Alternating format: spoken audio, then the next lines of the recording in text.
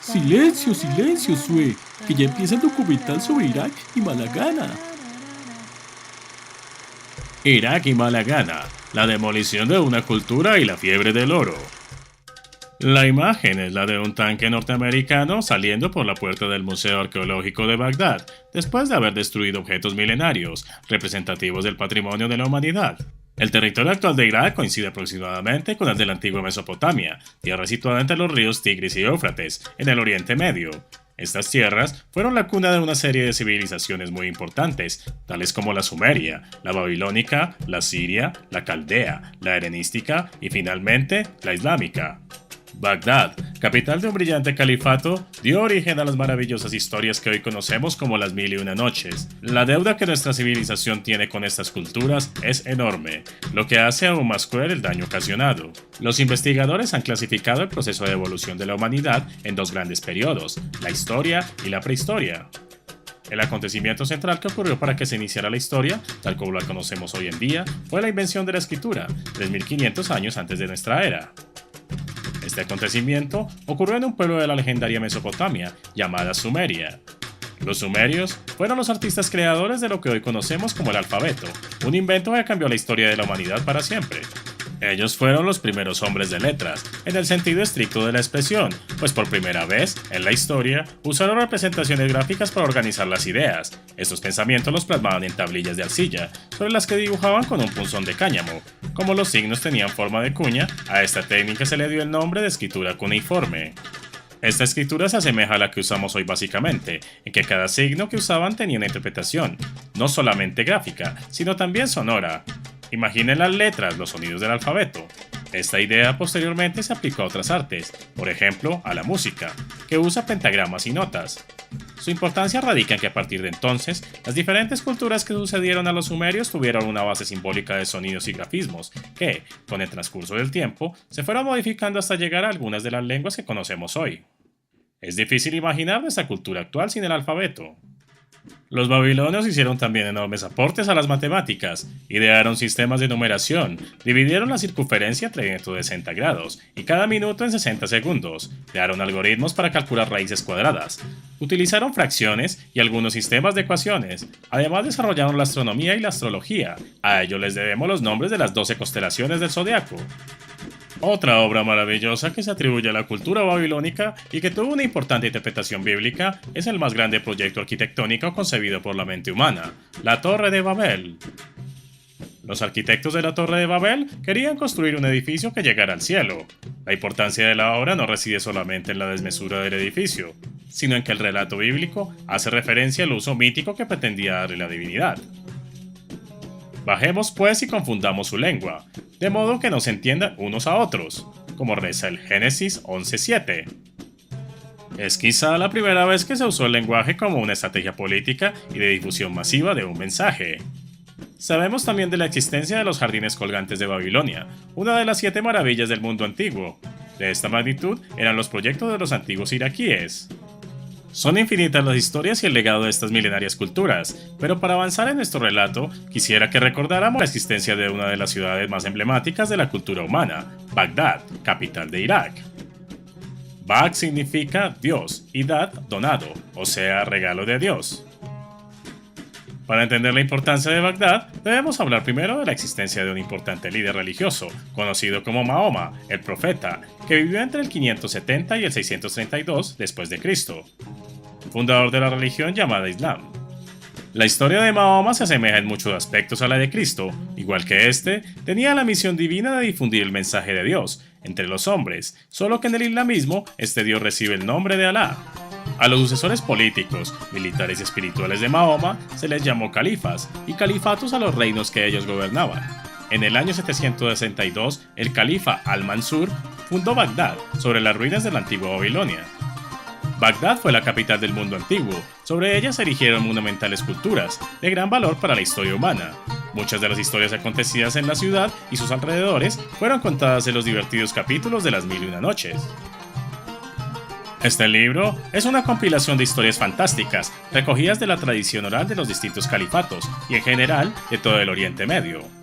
La manera como están contadas las historias llenas de sensualidad y erotismo, de gestos altruistas y de bajezas, nos recuerdan cientos de mitos populares, historias de reinos perdidos y recuperados, leyendas que nos permiten visualizar de manera bastante aproximada las circunstancias políticas, económicas y culturales de toda una época. Los diversos cuentos del libro parten de una historia central, que ocurre en Bagdad. Pero todo esto quedó atrás.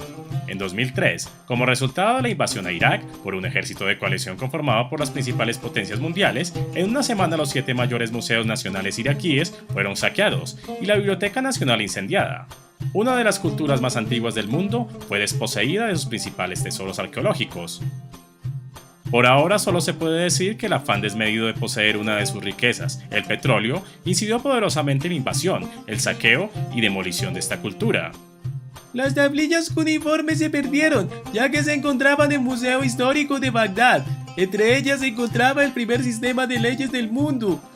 Los más antiguos textos cuneiformes de importantes poemas épicos, tratados matemáticos, informes históricos, una biblioteca entera de lápidas de arcilla que aún no habían sido descifradas o investigadas.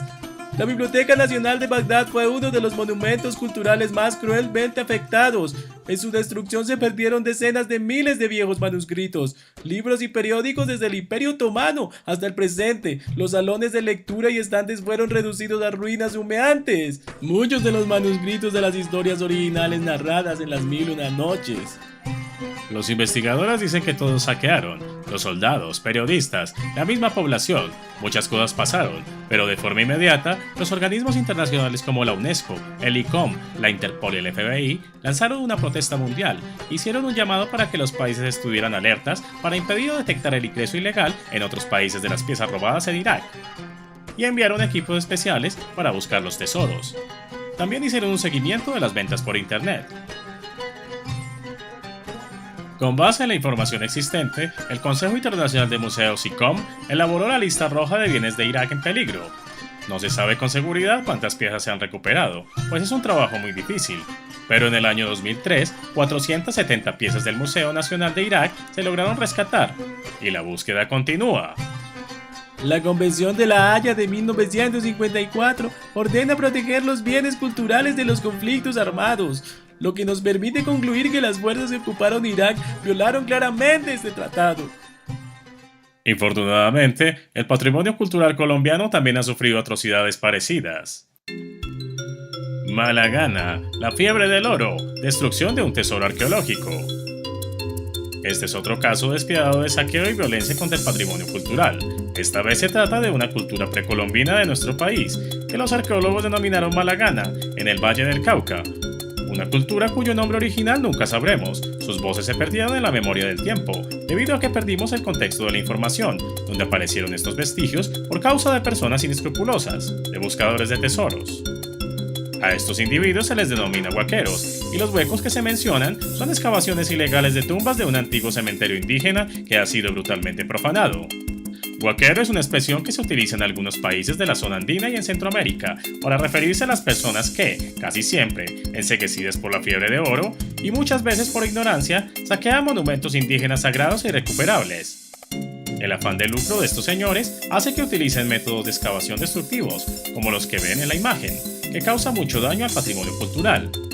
A ello se debe que buena parte de nuestra memoria histórica se haya borrado.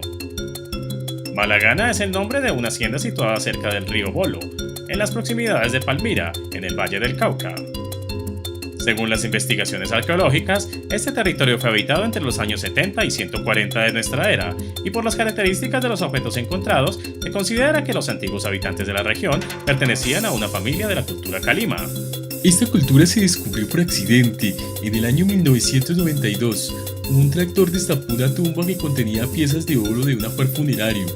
Este hallazgo fortuito desató una ola de saqueo, de huaquería, de saqueo masivo y violencia en la región, que impidió el ingreso de autoridades y de mis colegas arqueólogos.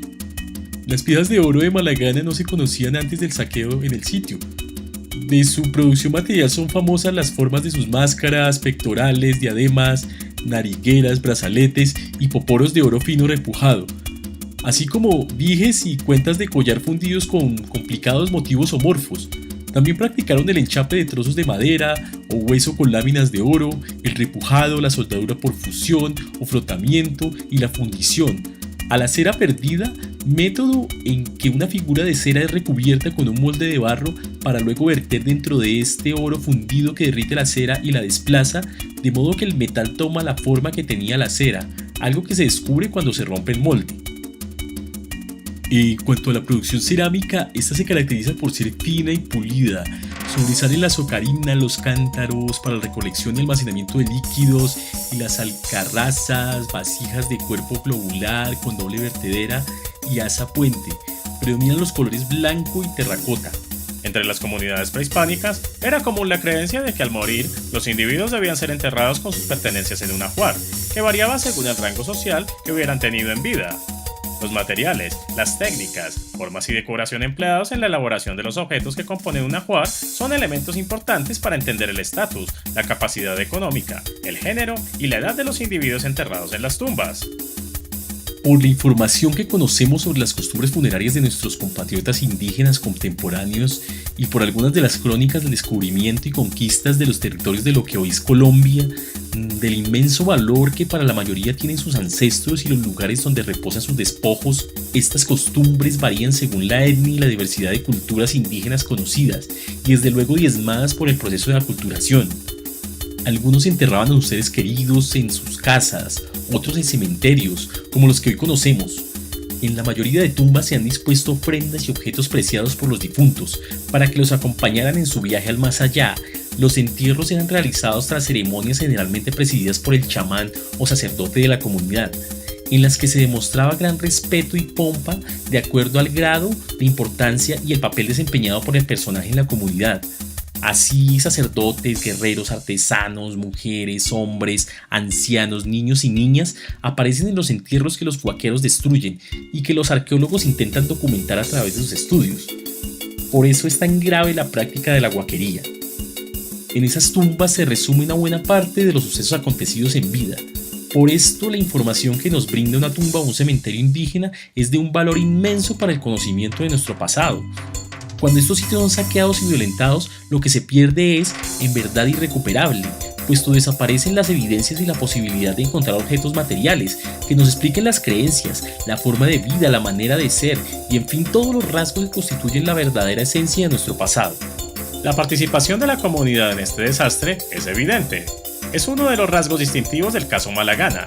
Posiblemente, muchos de los huaqueros eran descendientes de los calimas y estaban ahí, borrando su pasado. Hay múltiples causas, pero entre las más importantes están el desarraigo, la pérdida del sentido de pertenencia y en general la insensibilidad y la ignorancia. Pero aunque sabemos de casos como el de Malagana y otros también cruentos y despiadados con nuestro patrimonio, en cierta medida las políticas del Estado han contrarrestado este flagelo. Primero debemos entender que los dos casos mencionados anteriormente, el saqueo de Irak y el de Malagana, son dos casos relevantes, el primero, de carácter internacional, y el segundo, nacional. Ambos demuestran una grave problemática, el saqueo, robo y tráfico ilegal del patrimonio cultural.